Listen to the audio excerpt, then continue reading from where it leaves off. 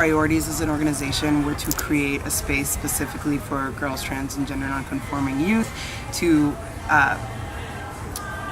practice self-expression and to build the skill set to advocate for themselves and their peers. We must love each other. We must love each other. And protect each other. And protect each other. We have nothing to lose. We have nothing to lose. But our chains. But our chains. We have nothing to lose. We have nothing to lose. But our chains. But our chains. We have nothing to lose. We have nothing to lose. But our chains. But our chains. Thank y'all so much.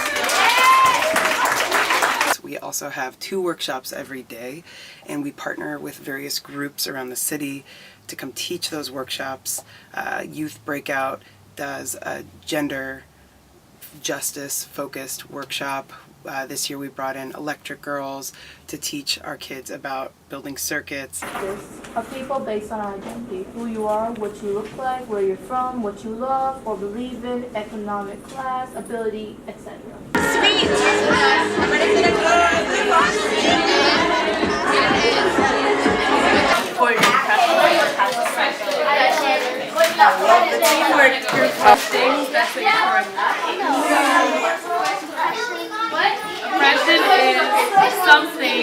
Something we visualize how oppression is actually systemic. So what that means is it's not like these little individual things that are happening where we're being prejudiced against each other and accidentally hurting each other's feelings, but it's like a bigger thing than that, and it's something that we can't necessarily see in front of us, but it's something that's a system. One beautiful thing that has happened every year is that I think we've honed in more and more on these priorities of allowing our youth to sort of harness their own power and their own energy, and as I said, like advocate for themselves, but also like lift themselves and each other up. You know, oftentimes in youth programs, people talk about empowering youth, and I don't believe that we are giving kids power. I think that they actually have their own agency. I think we support autonomous learning and just giving them the space within which they can really just like harness this and flourish with it.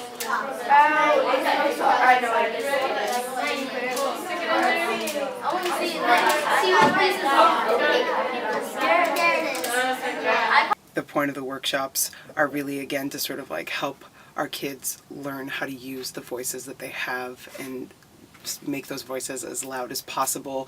Also learning tools to write songs, but more importantly, learning tools to take with them outside of rock camp and into other spaces that may be dominated by masculinity, by misogyny, by various forms of oppression. Money, with great power comes great responsibility. For every single one of your privileges, you have power, even for ones that you didn't see. And with your power, you have the responsibility to stand up and say something if you see something not right. I like it a lot. That nobody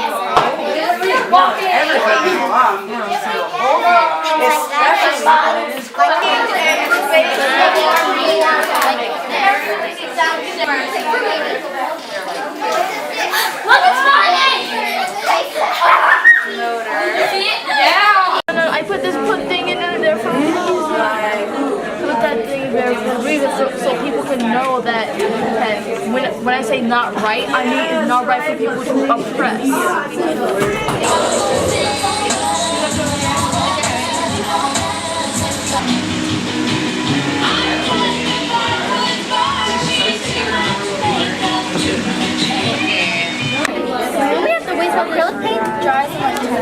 On Monday of camp, our campers come knowing what instrument they're going to play. We actually pre-assign it. They can learn either guitar, drums, bass, keys, or trumpet, and they start off their week and every morning in instrument instruction, whether or not they have experience with that instrument, both learning some of the fundamentals of that instrument, learning some chords or keys to bring into their band practice, but also definitely just learning how to do whatever they want on those instruments without feeling like they can't.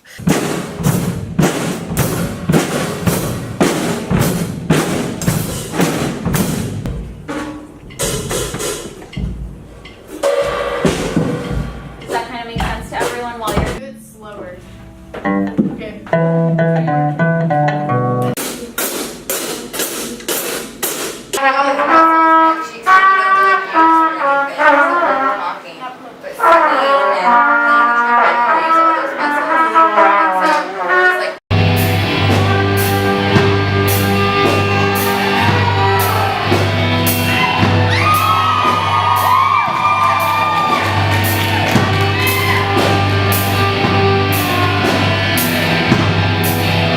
Every afternoon they have band practice, and again, it's completely freeform, it's completely camper led. We do have adults in the room with them, but they're more there to facilitate the process, not in any way dictate the process. It's very important to us that our campers recognize that they have agency, and they utilize that agency in their entire camp experience, in writing their song and also outside of camp.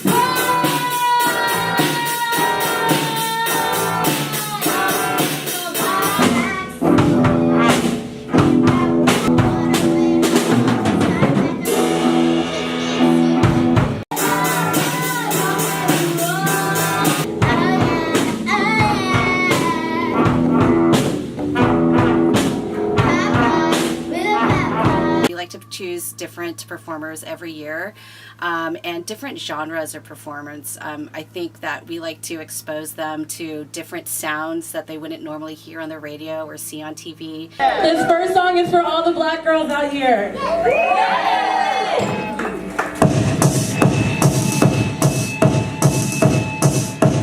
Young, gifted, black and leather. I'm hearing every word.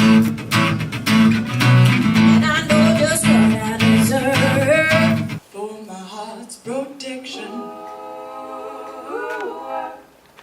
I don't know.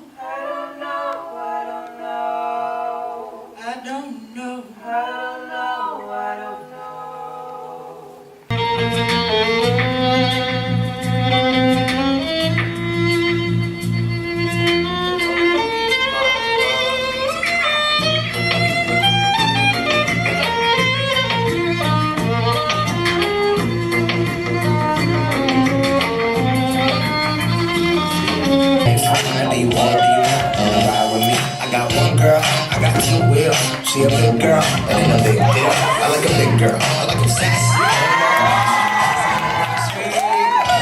One hell of I just want us to come up.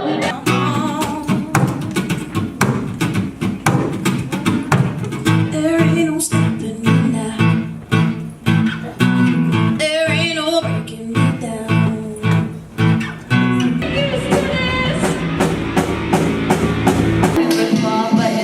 With the Milky Way so high, walk on up, walk on down. So much things to see, I found.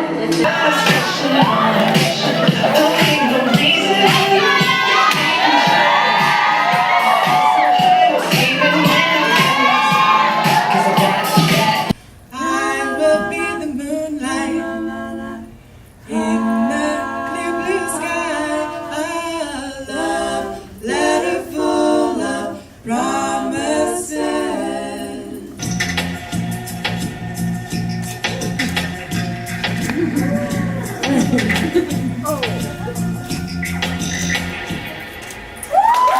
They perform a couple of songs and then they have a Q&A at the end, and it's really a space for the kids to ask these questions about either what music inspires them or just about their life. So it's a way to make it tangible, and it's a way for them, the campers, to feel like this is something that they can do. My favorite part about being from New Orleans is not being from anywhere else.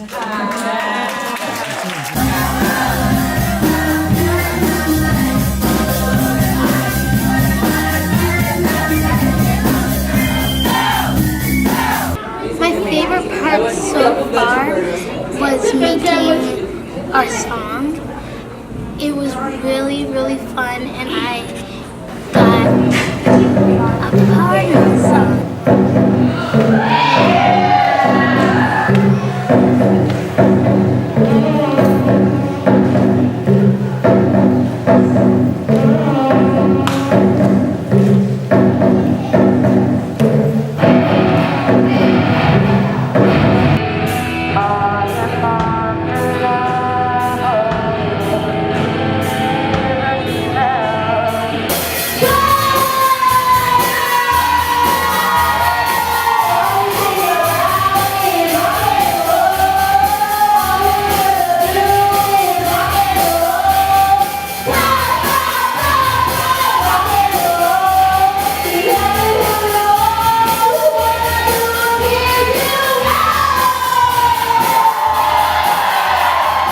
usually find a space, a local space that houses about 200 to 300 people. We set it up. We completely change like either a normal gym or just a space, and we take all of our band photos, our band. Like just any decor that we've had throughout the week, and we put it up and we make that space our own again. And we invite everybody from the community to see what we've done for the past week. We like to give all of the families a couple of tickets for them to come. We ask for a very small donation, but at the same time we don't turn anyone away. And so that's when every band performs, and it's super cute. They go into the back and there's a little green room where they all get glammed up, and we always joke about glitter bombs, but there's glitter everywhere. They do crazy makeup or not, or usually that's the time when you see all of the shirts transform, or they wear their band t-shirts, which is really cute to see. And then they perform, and I'm not gonna, like, everybody is laughing, they're cheering, they're crying. It's just one of the best shows of the year.